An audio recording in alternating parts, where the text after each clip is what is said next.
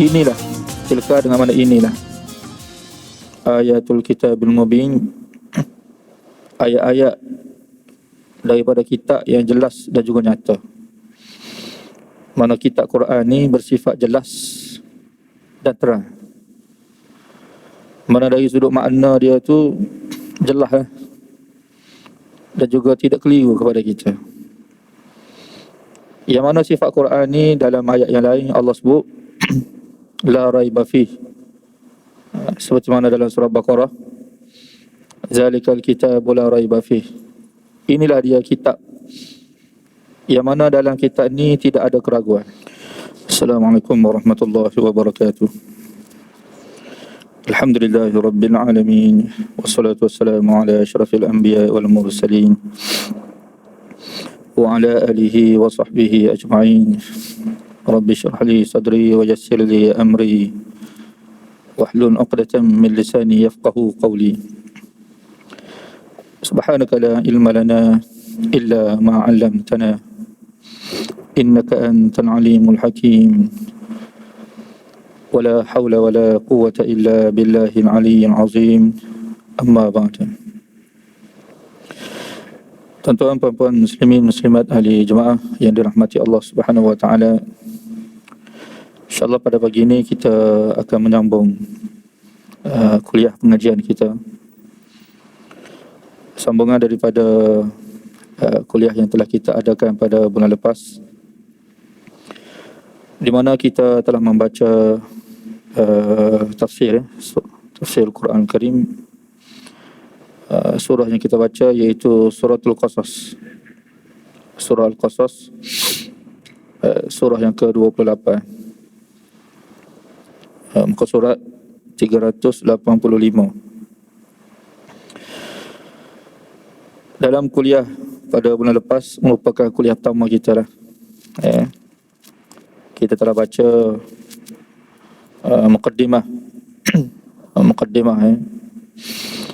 surah Al-Qasas dan sedikit pengenalan tentang surah ni.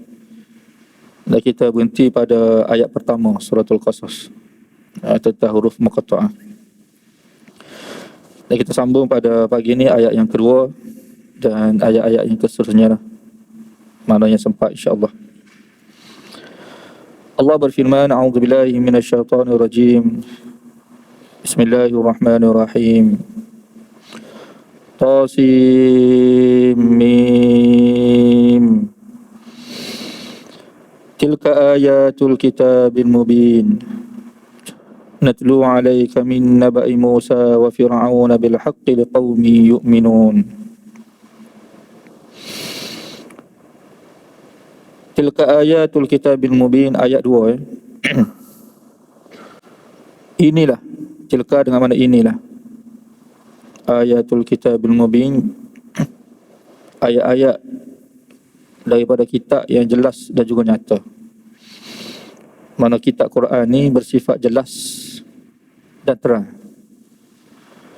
Mana dari sudut makna dia tu jelas dan juga tidak keliru kepada kita. Yang mana sifat Quran ni dalam ayat yang lain Allah sebut la raiba fih, seperti mana dalam surah Baqarah, zalikal kitabu la raiba fih. Inilah dia kitab yang mana dalam kitab ni tidak ada keraguan. Mana tidak ada perkara yang boleh meragukan kita. Mana kita baca ada pada ayat-ayat ataupun kisah-kisah yang Allah Ta'ala cerita dalam Quran ni, walaupun kita tidak nampak atau kita tidak berada pada tempat tersebut, kita tidak boleh ragu-ragu. Mana nak ragu-ragu tu tidak boleh. Ini sifat Quran. Walaupun dari sudut cerita, contoh dari sudut cerita, kisah, kita fikir dari sudut akal kita tak masuk akal lah. Mana logik tu tidak ada. Tapi kerana cerita ni terdapat dalam Quran, kita tidak boleh ragu-ragu. Ini satu mukjizat. Berbeza kisah-kisah, cerita-cerita yang kita baca dalam kitab lain, kitab-kitab yang tidak Quran Kitab-kitab selain daripada Quran, kita baca kisah pelik-pelik, kisah luar biasa. Boleh jadi kita akan tanya, betul tak kisah ni? Betul tak? Sebab cerita ni siapa-siapa boleh cerita tu sebenarnya. Boleh reka cerita. Boleh reka. Siapa-siapa saja boleh reka cerita. Cerita tu, cerita ni. Sebab tu dalam agama, kekuatan agama kita, dalil, dalil. Mana dalil? Awak nak cerita apa saja tak ada masalah, tapi bawa data dalil. Sebab tu Abdullah ibn al-Mubarak dia kata, al-isnad min ad-din. Mana sanad? Sanad tu biasa dalam hadis ni kita akan jumpa lah sanad tu. Sanad tu maknanya rantai perawi tu. Daripada siapa. Jadi kita dengar cerita tu ataupun hadis ataupun sesuatu berita tu daripada siapa? Itu kekuatan agama kita. Atau ulama-ulama dulu bila dia dengar suatu cerita disampaikan, dia kata, awak daripada mana awak dapat cerita ni? Mana cerita kepada saya, sanad dia. Ini kekuatan agama kita. Sebab kalau tidak ada sanad, kata Abdullah ibn Mubarak, al-isnad min ad-din. Sanad tu daripada agama. Laula al-isnad laqala man syaa ma syaa, dia kata. Sekiranya tidak ada sanad, maka pasti setiap manusia ni akan berkata apa saja yang dia nak kata. Nak cerita. Batu cerita tu boleh reka. Kita nak reka cerita apa saja, boleh. Saya kalau saya nak reka cerita, macam-macam cerita saya boleh reka. Cuma tuan-tuan ni tak tahulah betul atau salah. Jadi dia boleh berlaku pembohongan dalam cerita tu. Sebab tu cerita-cerita yang kita dapati dalam kitab-kitab atau dalam buku-buku ni, sekiranya penulis tu tidak datangkan daripada mana dia ambil bukti, maka kita akan tanya, betul tak cerita ni? Hatta dalam penulisan tesis universiti pun, bila kita tulis sesuatu fakta ke apa semua kan, mesti kena ada rujukan. Pensyarah kami tak mana buku, mana rujukan kamu, muka surat berapa. Itu cara universiti kan. Cara agama pun sama. Takkan cara universiti kita terima, cara agama kita tak terima. Jadi kekuatan kita ni adalah dalil. Sebab tu jelas ni tuan, kerana apa? Kerana dalil lah. Quran ni sebagai bukti. Walaupun kita tidak nampak contoh peristiwa-peristiwa yang berlaku pada zaman dulu lah, zaman Nabi Nuh AS, zaman Nabi Hud AS, zaman Nabi Lut AS, zaman Nabi Musa ni, kisah yang surah Qasas kita nak baca ni, kisah Nabi Musa. Kita sendiri tidak ada pada zaman tu. Kita tak pernah tengok peristiwa yang berlaku pada Nabi Musa. Tapi bila kita baca ni, kita yakin pada cerita yang Allah sampaikan kepada kita ni, seolah-olah kita berada pada zaman Nabi Musa. Terang, benderang, mana cerita tu jelas. Allah sebut dalam Quran ni, akan datang kita akan jumpa. Wa ma kunta bijanibil gharbi, kamu wahai Muhammad, kamu tidak berada pun bersama dengan Nabi Musa di sebelah kanan bukit Tursina. Nabi tidak ada pun. Tapi bila Nabi SAW cerita kisah Nabi Musa ni, seolah-olah Nabi ada sekali dengan Musa. Sedangkan Nabi tidak pernah ada bersama dengan Nabi Musa. Sebab ni kisah dulu ni. Tapi bila baca, Masya Allah, terang, jelas. Mana jelas? Cerita tu jelas. Kita tidak keliru. Sama ada cerita terdahulu yang Allah Ta'ala cerita pada kita, ataupun cerita yang akan datang ni, berkaitan dengan akhirat, berkaitan dengan kiamat. Tidak berlaku lagi, tapi akan berlaku. Sebab Quran ni salah satu daripada kandungan Quran, cerita-cerita yang akan berlaku ni, cerita akhirat. Selepas daripada kematian kita ni apa berlaku? Kebangkitan, perhitungan Allah Ta'ala, syurga, neraka. Ini semua Allah Ta'ala cerita dalam Quran. Tapi bila kita baca, yakinnya kita kepada berita tersebut, berita yang Allah sampaikan kepada kita ni, mana berita yang akan datang. Berita Quran ni tidak sama dengan berita yang kita tengok dalam TV3 tu. TV3 kawan ni, TV1. Ini jenis berita-berita memang berlaku, yang telah berlaku. tu pun kadang-kadang kita boleh percaya, kadang-kadang tak percaya. Itu payah juga tu sebenarnya. Ada seorang hamba Allah Ta'ala, dia pergi Mekah lah kan, umrah. Ni kawan saya cerita lah. Kalau dia bohong, saya bohong lah. Kebetulan waktu dia bawa jemaah tu, ada seorang jemaah dia tu pernah bekerja sebagai penerbit berita ni lah. Berita saya tak mention lah, TV1 ke TV2, TV3, tapi dah patchnya tu. Antara perkara yang dia menyesal sungguh-sungguh tu, menyesal sungguh-sungguh dalam hidup dia, mana berita yang nak dibaca di pemberita tu diputar balik, diakui. Dia kata saya menyesal. Mana bohong, jadi fitnah pula. Ni cerita-cerita dululah, fitnah. Saya tak tahu macam mana nak taubat pada Allah Ta'ala. Dia kata, ya. Sebab berita ni sekali baca ni 2 juta manusia dengar, 2-3 juta manusia dengar. Dia nak minta maaf dengan siapa tu? Ni kita nak bagi tahu berita dunia ni, berita dunia. Manusia boleh putar balik Cuma tinggal kita ni percaya tak percaya tu saja. Nak percaya pun boleh, tak mahu percaya pun boleh. Kita ni. Sebab tu kalau tanya TV, contoh kita kata TV, berita daripada TV. Awak percaya? Awak percaya, saya tak percaya. Kau awak percaya tak percaya? Contoh kita kata. Sebab saya ada sendiri tempat tu. Contoh kita kata. Tapi Quran tidak boleh. Kita kata tak percaya tu tidak boleh. Kecuali manusia yang betul-betul kata saya tak percaya ni, mana manusia degil. Seperti mana golongan musyrikin Mekah ni.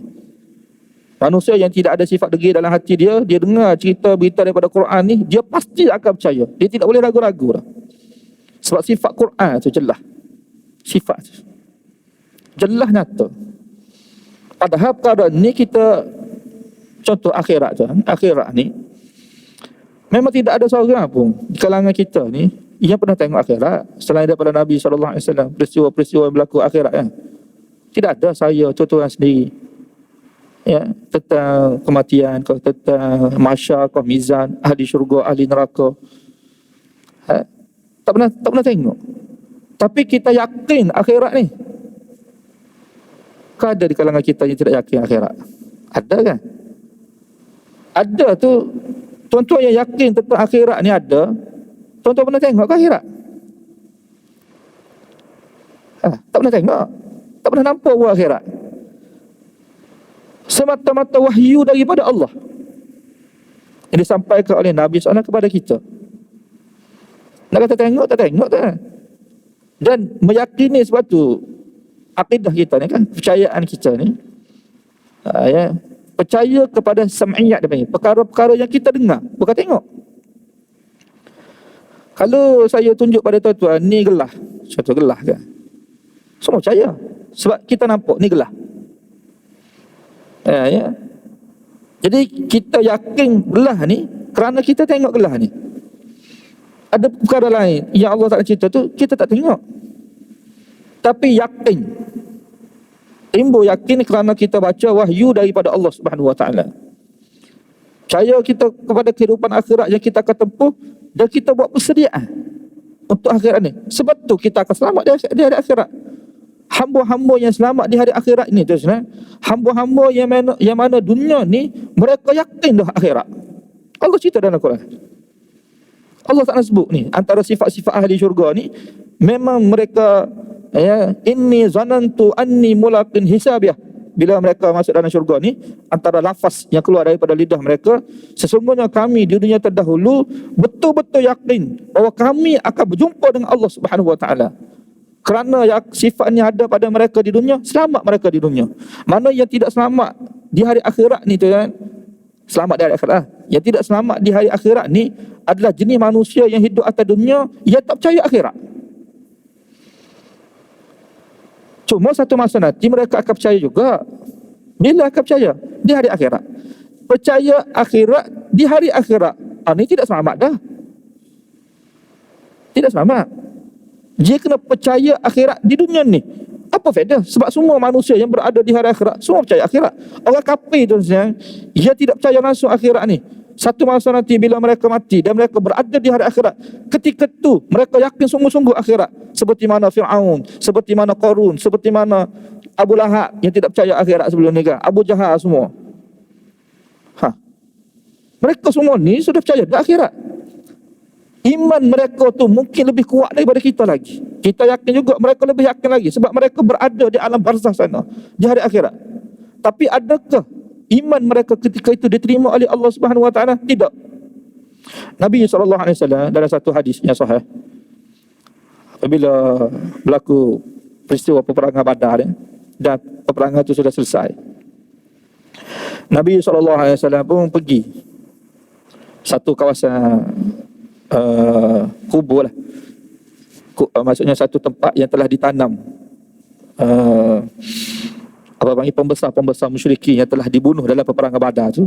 Mereka kambuh satu tempat pinggir Badar, di pinggir Badar, dalam hadis sahih. Bila selesai tanam, pembesar-pembesar ni termasuk Abu Jahal ketika itu mati dalam peperangan Badar. Nabi SAW pun pergi ke kubur tu. Nabi pun cakap dengan dalam kubur tu lah. Nabi SAW kata, ni antara lafaz Rasulullah SAW. Lafaz ni dalam surah Araf. Ya, mana Nabi SAW tanya kepada Abu Jahal yang telah mati dalam kubur tu, ya, dengan soalan ni daripada surah Araf. Nabi tanya, fahal wajadtum ya Aba Jahlin. Nabi kata, wahai Abu Jahal, ya Utbah bin Rabi'ah, ya Syaibah bin Rabi'ah. Dia ada 6 nama Nabi sebut. Ya, mereka ditanam dalam satu tempat lah, dalam satu lubang ketika itu. Jadi Nabi bagi tahu, ni nama-nama pembesar-pembesar musyrikin yang kuat menentang Nabi SAW di kota Mekah dulu lah. Menentang Nabi makna menentang ajaran Nabi. Jadi Nabi tanya kepada mereka, hal wajadtum ma wa'ada rabbukum haqqan? Nabi kata, lafaz ni dalam surah Araf ada. Ya, hal wajadtum ma wa'ada rabbukum haqqan? Wahai Abu Jahal, wahai Utbah, wahai Syaibah. Ni kalau zaman kita ni, mereka ni ahli parlimen lah. Ahli parlimen Mekah ni. Pembesar, disebut pembesar kota Mekah. Jadi pembesar kalau zaman kita sekarang ni ahli parlimen lah. Cuma ahli parlimen tu kita tidak sebut pembesar, sebab sesuai zaman kita tu kita sebut ahli parlimen. Mana mereka ni pembesar, sebab mereka undang-undang Mekah tu mereka yang buat lah. Ya, macam kita lah, undang-undang negara ni daripada ahli parlimen lah. Daripada ahli-ahli parlimen yang membentuk undang-undang negara ni kan. Jadi Nabi SAW pun tanya mereka, adakah kamu semua ni bila mati masuk dalam kubur ni mendapati hal wajadtum? Orang belakang tak apa dengar sangat, Ustaz kena buka mic sikit, buka dekatkan sikit. Sini. Okey, ya, jom sini. Okey. Jadi Nabi tanya mereka, hal wajadtum, adakah kamu mendapati apa yang Allah janjikan kepada kamu ni tentang azab? Benar? Sebab Allah janji Allah dalam Quran ada dua. Satu, janji Allah untuk orang beriman yang ikut Nabi SAW, syurga Allah janji. Yang kedua, bagi mereka yang menentang ajaran Nabi, Allah janji azab. Nabi telah bagi tahu kepada mereka di kota Mekah dulu, sekiranya kamu tidak ikut ajaran aku ni, azab Allah nunggu kamu, menanti kamu.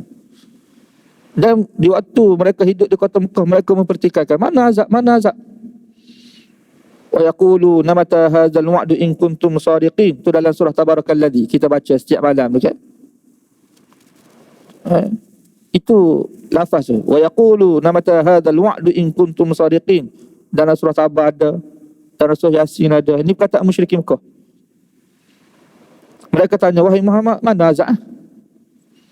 Bila azab? Mata hadzal, bila azab yang bila janji Allah untuk azab kami? Sekiranya kamu benar mengatakan kami sekiranya tidak ikut ajaran kamu, kami kena azab. Mana? Sebab kami duduk menentang kamu ni 13 tahun dah ni. Bukan 13 hari, bukan 13 bulan, 13 tahun. Mana azab? Cakap kosong Muhammad ni. Cakap betul dia kata. Mak Nabi kata kamu kena azab, kamu kena azab. Mana azab? Ya. Allah ajar pada Nabi, qul innamal ilmu indallah wa innama ana nadhirun mubin. Wahai Muhammad, bagi tahu pada mereka, innamal ilmu indallah. Sesungguhnya ilmu pengetahuan bila Allah nak turunkan azab ni, hanya Allah saja yang tahu. Wa innama ana nadhirun mubin. Sesungguhnya aku hanya memberi peringatan kepada kamu, perbuatan kamu syirik pada Allah ni akan diazab oleh Allah. Kalau kamu tanya bila azab, memang aku tidak tahu bila azab. Yang aku tahu perbuatan kamu ni Allah akan azab. Jadi sekiranya mereka duk tunggu azab Allah, memang tak jumpa azab Allah Subhanahu Wa Taala, sebab azab Allah selepas mati. Selagi mana manusia tak mati, ni Allah Taala tidak azab. Sebab tu selepas tu Allah Taala sebut, falamma ra'awhu zulfatan si'at wujuhul ladzina kafaru wa qila hadzal ladzi kuntum bihi ma tad'un. Apabila mereka tengok azab, betul-betul mereka tengok azab depan mata mereka, bila selepas mereka mati, ya, ketika itu muka mereka menjadi hitam, buruk, huduh muka mereka ketika itu, macam orang pucat je, lebah kan, berubah muka. Manusia bila takut, rupa dia akan berubah. Waqila, dan dikatakan kepada dia ketika itu, hadzal ladzi, ya, waqila hadzal ladzi ma kuntum bihi tad'un. Dikatakan kepada manusia yang mengingkari hari azab Allah Ta'ala sebelum ni, inilah dia azab yang dulu kamu nak minta-minta ni. Dulu kamu minta azab dunia. Memang Allah Ta'ala tidak turun azab, sebab azab Allah sediakan di hari akhirat nanti. Ni yang jadi kekeliruan manusia. Dia kata, saya tidak solat 30 tahun. Mana ada Allah Ta'ala azab? Ustaz kata Allah azab, Allah azab. Allah azab apa saya kaya-kaya ni? Saya jutawan ni. Solat tak solat? Setengah manusia kata, tak perlu solat pun nak jadi kaya, dia kata. Betul, bila Allah bagi kekayaan kepada dia, tidak solat sampai mati dia. Solat apa? Mana ada susah? Istidraj dia panggil. Ya Allah cerita azab-azab ni selepas mati. Kalau azab dunia ni azab kecil, Allah Ta'ala sebut dalam Quran azab kecil dia panggil. Sekiranya Allah Ta'ala kendaki, Allah kenakan. Sekiranya Allah Ta'ala tidak kendaki, selamat dia daripada azab kecil ni. Azab besar selepas mati itu pasti. Wa kadzalika haqqat kalimatu rabbika 'alal ladzina kafaru annahum ashabun nar. Demikianlah sudah menjadi suatu ketetapan daripada takdir Allah Subhanahu Wa Taala, mana Allah sudah buat keputusan, Allah sudah putuskan ke atas mereka yang kufur kepada Allah, derhaka pada Allah Subhanahu Wa Taala. Keputusan Allah ke atas mereka ni, ya, Allah sudah buat dah sebelum mereka mati, sebelum mereka hidup lagi. Siapa yang kufur pada Allah, annahum ashabun nar, bahawa mereka ini penghuni neraka Jahannam. Atau neraka Jahannam mana ada di dunia ni? Neraka-neraka ni selepas pada mati. Lepas di antara sifat ahli syurga yang menjadikan mereka selamat di hari akhirat nanti ni, yakinnya mereka tentang akhirat. Yakin mereka tentang akhirat ni. Ini sifat yang menyelamatkan mereka di hari akhirat nanti. Dan macam mana mereka yakin akhirat ni? Kerana mereka dengar wahyu daripada Allah Subhanahu Wa Taala. Ini antara perkara utama lah.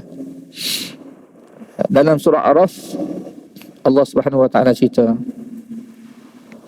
wanada ashabul jannati ashaban nar an qad wajadna ma wa'adana rabbuna haqqan fahal wajadtum ma wa'ada rabbukum haqqan qalu na'am. Berkata ahli syurga kepada ahli neraka. Ini peristiwa ahli syurga dengan ahli neraka dalam surah Araf.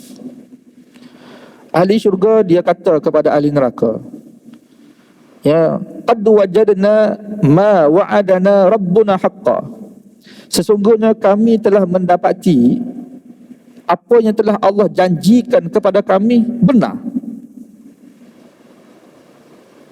Nah, ahli syurga ni bila mereka masuk dalam syurga, Allah Ta'ala cerita antara lafaz yang keluar daripada lidah mereka, ya, alhamdulillahilladzi sadaqana wa'dahu.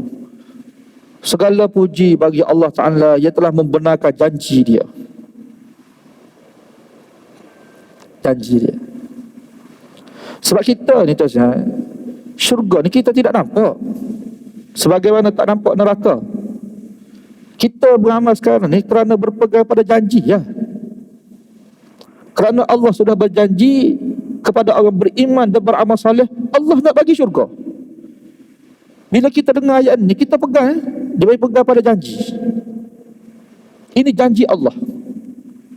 Allah kata, wa basyiril ladzina amanu wa amilus solihat anna lahum jannatin tajri min tahtiha al-anhar. Berilah berita gembira kepada mereka yang beriman dan beramal soleh, bahawa mereka akan diberikan syurga. Allah sebut. Patut nampak syurga? Tak nampak. Selepas mati dapat syurga. Jadi oleh kerana Allah sudah berjanji kepada hamba-hamba yang beriman nak bagi syurga, kita pegang pada janji ni. Dan Allah Ta'ala ni, dia tidak memungkiri janji. Sifat dia tidak memungkiri janji. Inna Allah la yukhliful mi'ad. Sesungguhnya Allah Ta'ala tidak akan mungkir janji. Ini sifat Allah. Dan janji ni salah satu bentuk targhib, dia panggil. Targhib ni makna dorongan untuk buat sesuatu. Dan ini di antara salah satu cara yang ahli politik guna. Ahli-ahli politik, ahli-ahli parlimen guna untuk pick up pengundi ni, untuk tarik pengundi. Dia kata, awak sokong saya akan buat jabatan, saya akan buat jalan raya, saya akan buat bangunan, saya akan buat sekolah. Ini janji. Kita di atas janji ni, kita dah undi dia. Daripada 10 calon ni, ni janji gini, kita akan pilih mana calon janji dengan kita paling hebat sekali. Ni ada satu janji, calon ni. Calon yang kedua ada 2 janji, calon ketiga 3 janji. Calon keempat ada 40 janji dia. Kita pilih calon keempat sebab dia janji kita 40 perkara. Pakah dia. Baru lepas menang pilihan raya, sahabut pun tak ada tu sebenarnya. Janji manusia. Kita ni manusia ni, dia jenis orang beriman ni, lagilah dia pegang pada janji. Dan Allah pun sebut dalam Quran, Aufu bi'ahdi, ufi bi'ahdikum. Allah sebut, kamu wahai manusia, tunaikan janji kamu. Ya, aku akan tunaikan janji aku. Allah sebut. Jadi bila hamba Allah yang beriman ni, sebab dia berpegang pada janji, Allah kata nak bagi pada dia syurga, sekiranya dia beriman dan beramal. Ni dia pegang sini. Dan dalam masa yang sama juga Allah berjanji, siapa yang kufur pada Allah, derhaka pada Allah Ta'ala, Allah akan humbat dalam neraka. Lepas tu dia tak berani derhaka. Jadi bila dia mati, Allah Ta'ala bagi syurga pada dia, betul-betul Allah bagi. Jadi keluar daripada lidah dia lafaz, Alhamdulillahilladzi sadaqana wa'dahu. Ya, syukur pada Allah, segala puji bagi Allah yang telah membenarkan janji dia. Jadi bila ahli syurga mendapati betul-betul Allah Ta'ala tunaikan janji dia, gembiralah dia. Dia pun tanya ahli neraka dalam surah Araf. Dia tanya ahli neraka, dia kata, hal wajadtum ma wa'ada rabbukum haqqa. Adakah kamu mendapat? Kenapa mereka tanya ahli neraka ni? Sebab mereka di dunia terdahulu, mereka tidak derhaka pada Allah. Sebab mereka yakin kalau derhaka pada Allah, Allah akan azab. Sebab tu mereka tidak berani nak derhaka. Jadi mereka nak tanya, hok derhaka pada Allah Subhanahu Wa Taala ni, betul tak Allah Subhanahu Wa Taala ni berjanji nak azab kamu ni? Dia bertanya, hal wajadtum ma wa'ada rabbukum haqqa.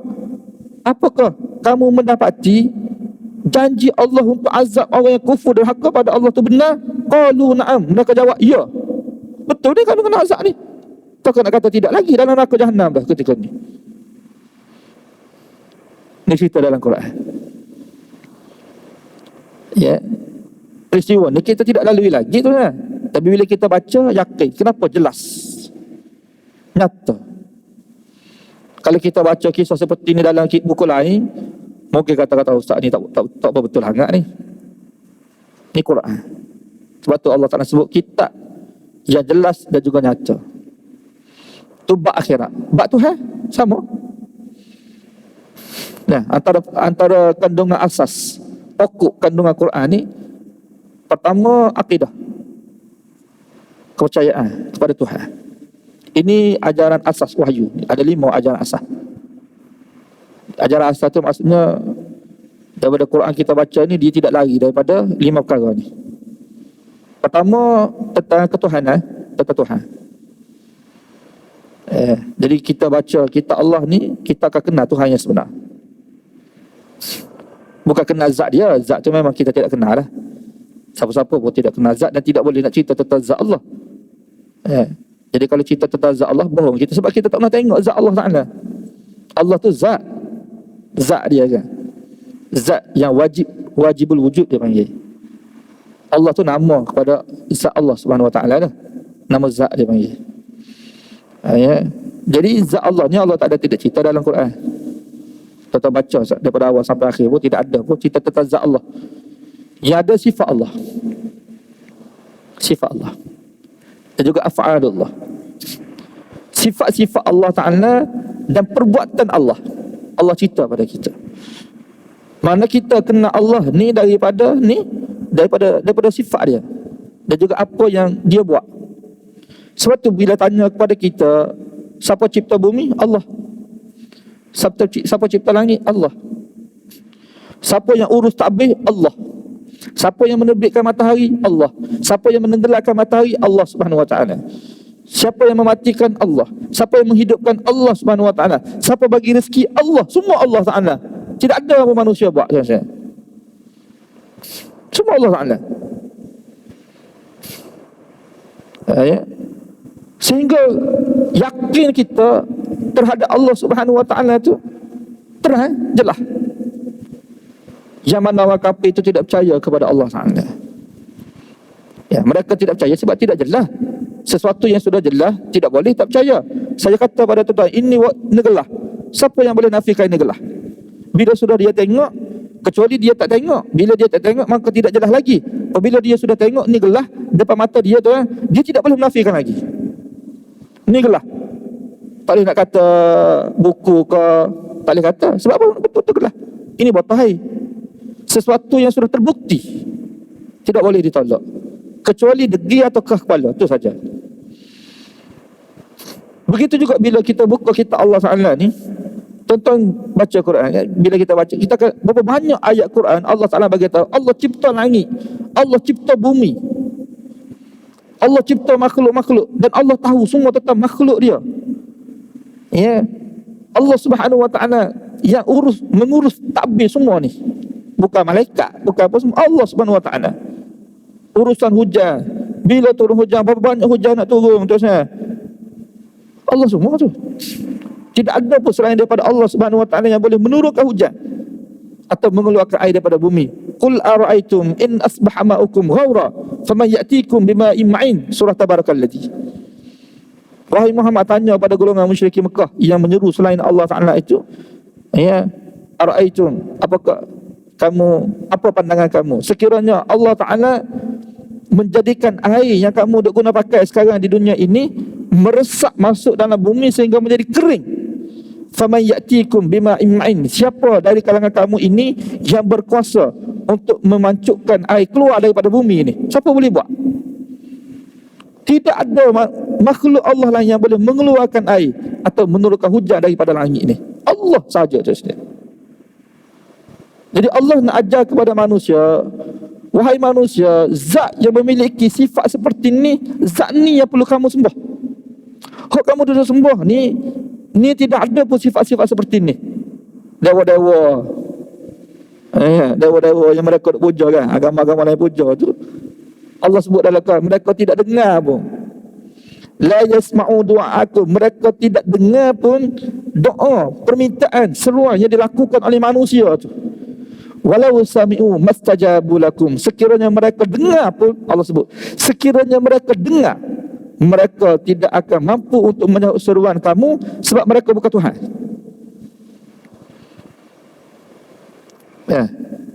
Kata Allah ajar kita, wahai manusia, yang kamu nak sembah ni siapa dia?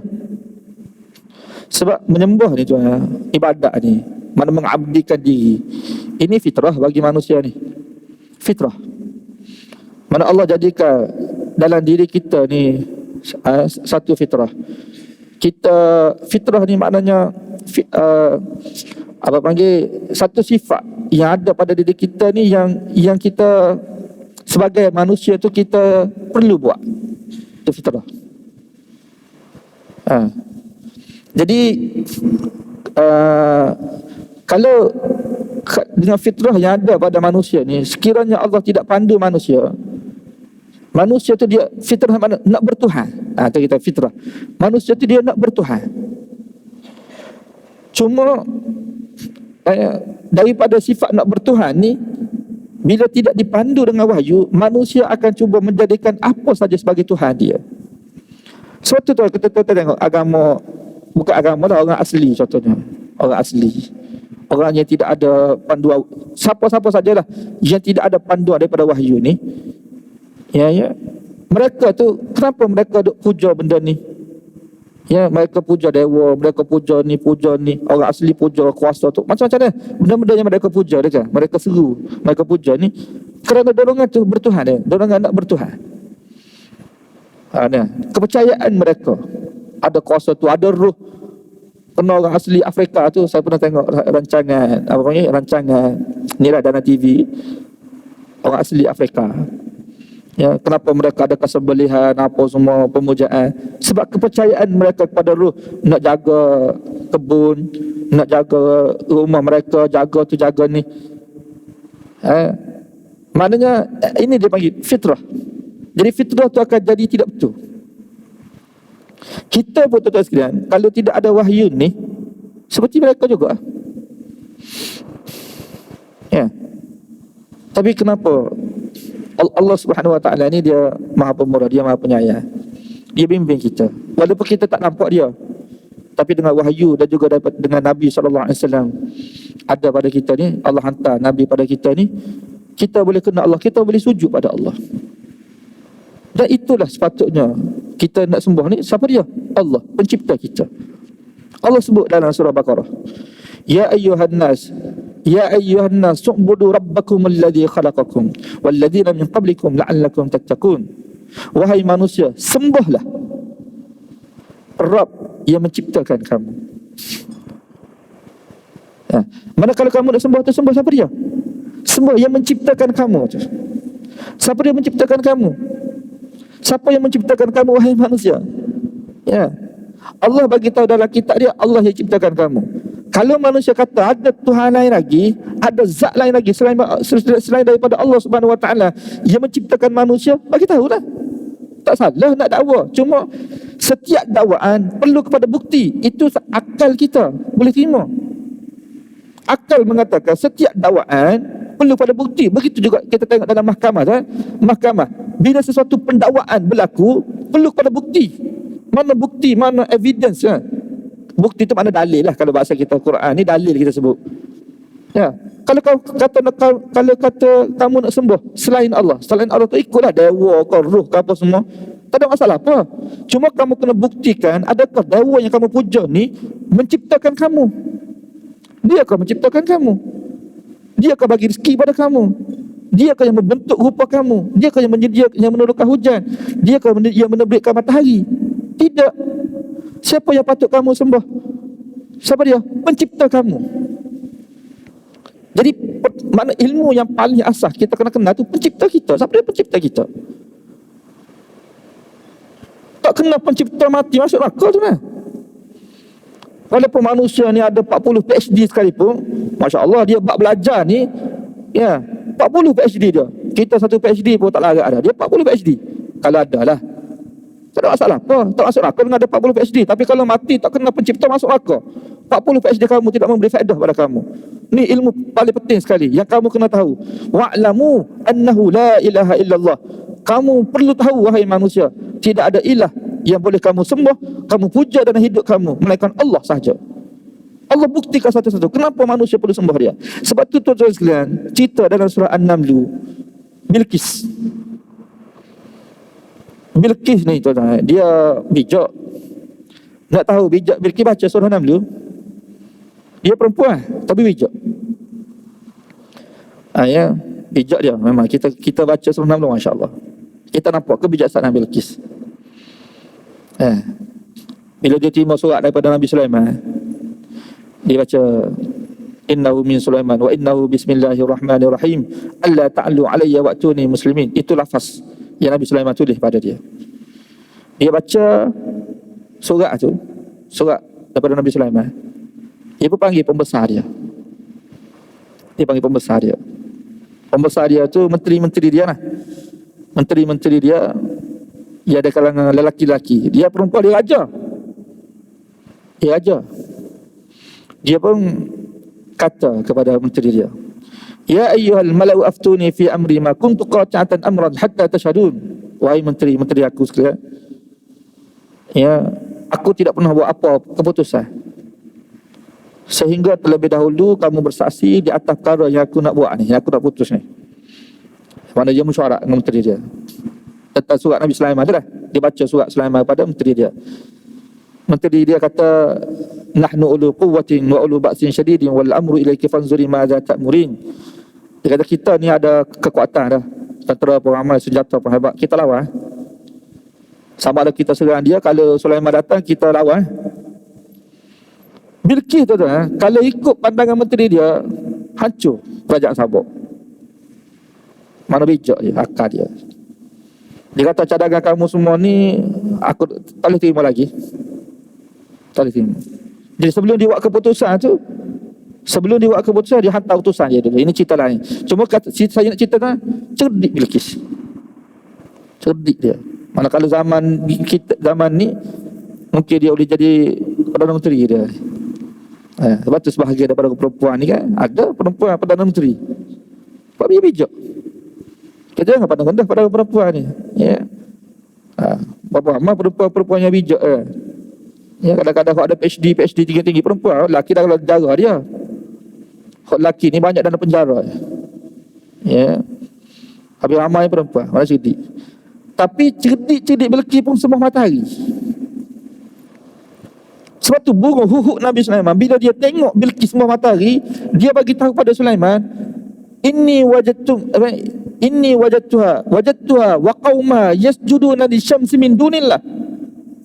Wahai Sulaiman, aku telah mendapati perempuan yang memerintah negeri Sabak ni. Dia memiliki kerajaan yang begitu hebat.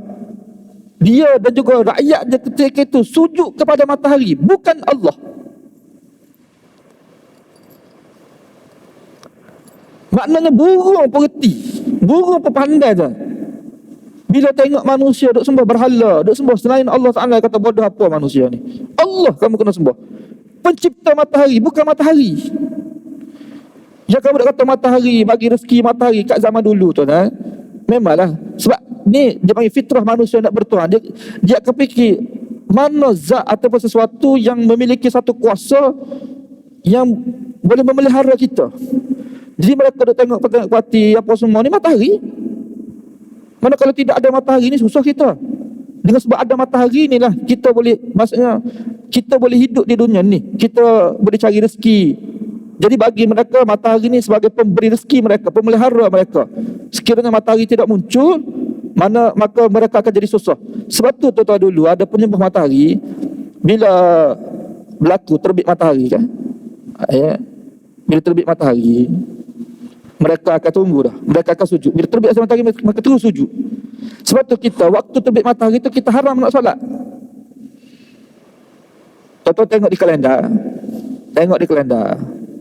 kalendar itu dia kan, syuruk tu terbit matahari, waktu tu tidak boleh solat, haram untuk kita solat. Sebab menyamai penyembah matahari. Bila terbit saja matahari mereka terus sujud. Jadi kita kena tunggu sama ada 20 minit atau 15 minit lah, paling cepat 15 minit atau 20 minit selepas waktu tu baru kita boleh solat isyraq. Dia panggil solat isyraq. Ini sunnah Nabi SAW. Maknanya kita bagi tahu, sebab fahaman manusia ketika itu matahari ni pemberi rezeki mereka. Burung ni makna binatang pun cerdik. Binatang pun cerdik. Ni mereka perlu sembah Allah, bukan matahari. Kita pun kalau tidak ada Quran ni sembah matahari juga kita. Kalau tidak matahari pokok, kalau tak pokok batu, dia tak lari dah. Kalau tak batu binatang, lembu manusia boleh sembah. Kenapa orang lembu ni banyak bagi faedah? Dia akan sembah sesuatu yang banyak bagi faedah kepada dia. Lembu kan? Susu dia ada faedah, daging dia ada faedah, semua ada faedah. Dan dia dah jadi kebun-kebun apa semua. Sebahagian daripada agama, lembu ni binatang yang dipuja oleh mereka sebab binatang istimewa, binatang yang mulia. Siapa kata tahi lembu pun, Masya Allah, manusia ni. Tahi lembu tu istimewa bagi mereka.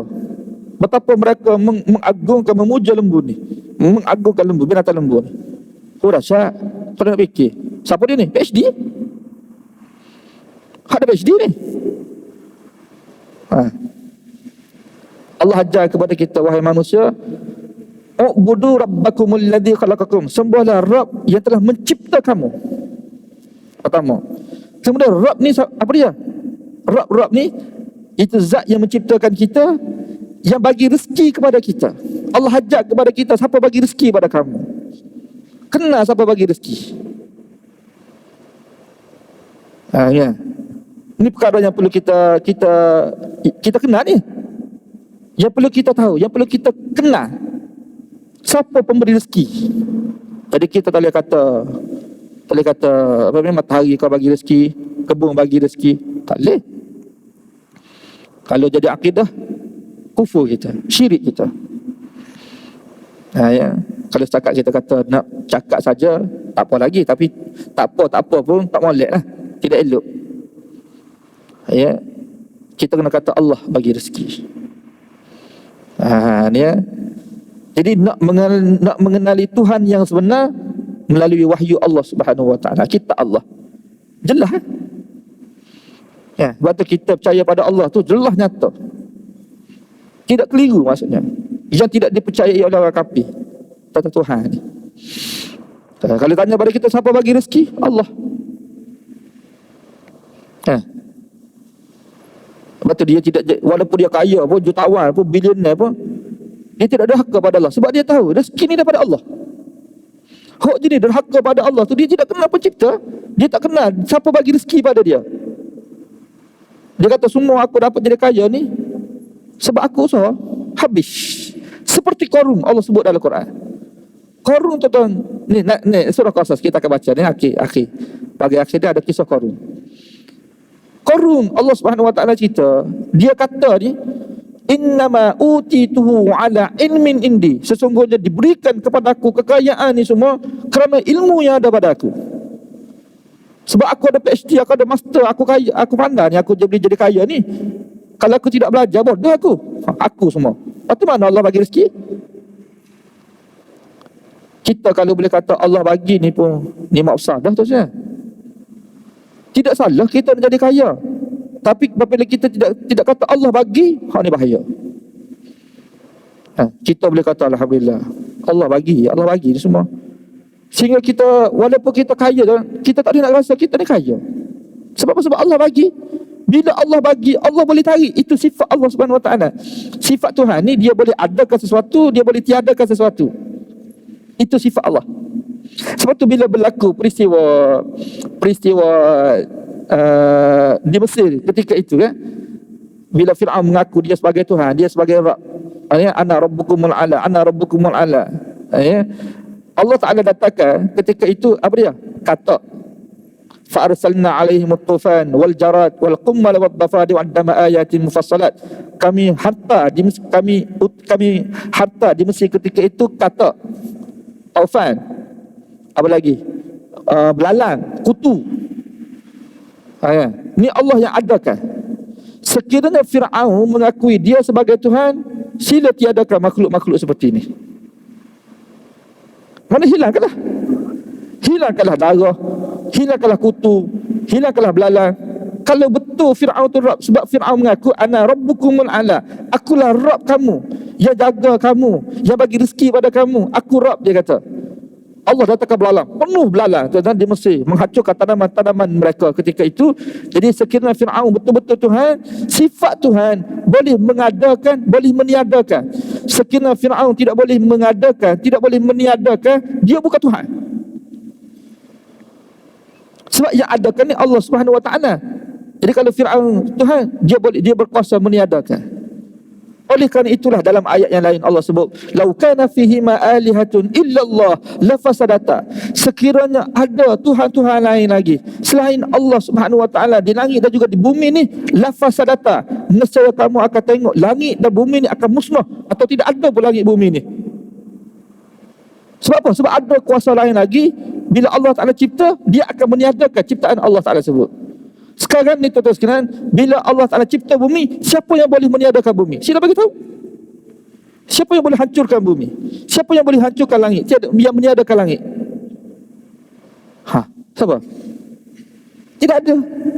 Melainkan Allah Subhanahu wa taala, membuktikan Allah sahaja Tuhan yang sebenar. Sebab tu Allah ajar kepada kita akidah tauhid ini, la ilaha illallah, iaitu kita perlu meyakini, beriktikad bahawa Allah sahaja Tuhan yang sebenar. Selain, dan kita perlu ada penafian, selain Allah bukan Tuhan. Mana kita perlu terima Allah sahaja sebagai ilah kita, selain Allah tidak ilah, bukan ilah. Jadi kalau manusia kata ini ilah dia, ini ilah dia, kita kena kata ini bukan ilah sebenar, ini ilah palsu saja. Jadi yang kamu sembah ini adalah ilah-ilah palsu. Ilah sebenar adalah Allah Subhanahu wa taala. Ya, jelas tentang ketuhanan, tentang akhirat pun jelas, tentang Tuhan pun jelas. Sebab ini semua terdapat dalam Quran, ayat yang kita baca. Ni ya. Dia kelebihan Al-Quran ya. Allah sebut dalam surah Fussilat, surah yang tuan baca tadi, subuh dekat surah Fussilat. Allah kata kitabun fussilat ayatuhu. Kitab yang diperjelaskan ayat dia.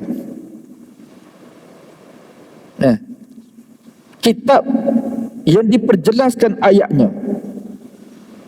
Jadi Allah Ta'ala jadikan kitab dia ni, kitab Quran yang kita baca tu sebenarnya. Kita tanyalah mana-mana profesor, ahli-ahli lughah, ahli-ahli bahasa, mereka tidak akan boleh menafikan kitab Quran ni kitab paling tinggi sekali. Kitab paling tinggi sekali. Dalam agama kita ni paling tinggi sekali. Nak banding semua kitab-kitab agama yang ada ni, kita apa, Quran paling tinggi sekali. Bahasa Quran bahasa paling tinggi sekali. Kalau fikir dari sudut logik akal je kan, sesuatu kitab paling tinggi ni paling payah difahami. Paling payah difahami. Hatta kalau kita dalam bahasa Melayu sekalipun, syair-syair kan, kitab-kitab syair, kitab-kitab puisi, payah faham tu. Sebab bahasa dia tinggi. Ni bahasa-bahasa profesor ni. Jadi kalau kitab-kitab buku-buku universiti kita ajar pada budak je satu, memang tak faham dia. Ni taraf tinggi, susah nak faham. Tapi Quran ni walaupun kitab paling tinggi sekali, tapi Allah perjelaskan ayat dia ini sehingga ayat tu difahami. Bukan kitab tinggi tak faham. Agama lain mungkin kata kitab ni paling tinggi, tapi bila kita baca tak faham. Tapi Quran tidak. Kenapa? Sifat Quran itu yang jelas nyata dan Allah perjelaskan ayat dia. Fussilat. Ayat-ayat itu diperjelaskan.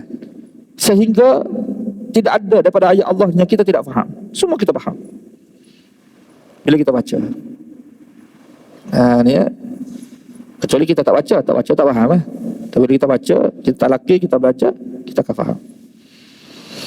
Jadi tuan-tuan sekalian, kita berhenti di sini insya-Allah. Ayat yang kedua ya. Ayat kedua surah Al-Qasas, dan insya-Allah kita akan sambung lagi seterusnya ayat ketiga dalam kuliah berikutnya pada bulan hadapan. Saya paling-paling duk cari jam lah. Mana jam? Biasa kita kena kuliah, kita akan tengok jam lah. Senang kita nak bajet lah pukul berapa. Dan kebetulan saya pun tak bawa handset pagi ni. Nak tengok jam pun tak nampak ni sebelah mana sebenarnya. Kalau boleh saya bagi sedikit cadangan untuk adakan jam di sini kau tu kan, mudah untuk kita tengok lah. Wallahualam. Ini cadangan saya lah.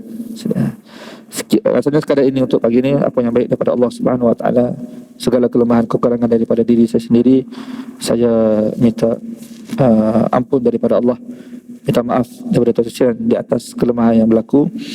Cuma tadi imam minta saya terangkan tentang solat isyraq, dia kata. Sebab ada sebagai jemaah tak tahu tentang isyraq. Dan saya telah terangkan dalam kuliah saya tadi. Solat isyraq tadi itu, iaitu waktunya tadilah, mana kita tengok waktu syuruk tu 20 minit ataupun 15 minit. Sebab kalau setengah jam tu dia dah masuk waktu duha dah. Maknanya lebih kurang dalam 20 minit ataupun 15 minit sebelum masuk waktu duha tu waktu isyraq. Mana solat sunat isyrak lah. Walaupun sebagai ulama mengatakan isyrak tu adalah duha, ada juga ya. Tapi ini khilaf di kalangan ulama, tapi terpulang pada kita lah. Kalau kita rajin kita solat isyrak dan duha. Kalau kita rasa macam malas sikit kan, solat duha lah. Wallahu alam. Kita bertemu lagi wabillahi taufiq wal hidayah. Assalamualaikum